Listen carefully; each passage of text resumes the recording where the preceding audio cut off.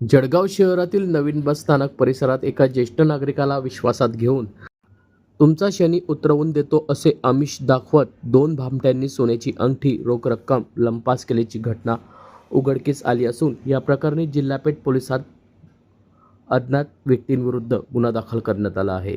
गजानन विठोबा सर्जेराव वय 67 राहणार जिल्हा बँक कॉलनी खोटेनगर जळगाव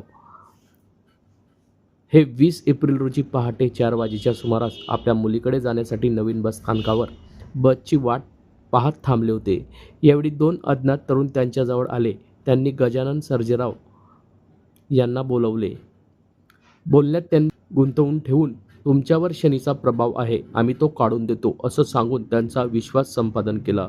भामट्यांनी त्यांना बस स्थानकात बंद असलेल्या पोलीस चौकीच्या आडोशाला नेले।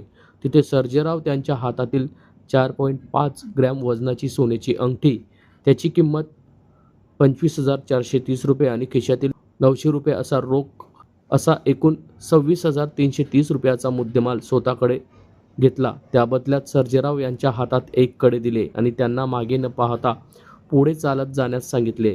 सर्जेराव पुढे गेल्यानंतर या दोनही भामट्यांनी तेथून पळ काढला।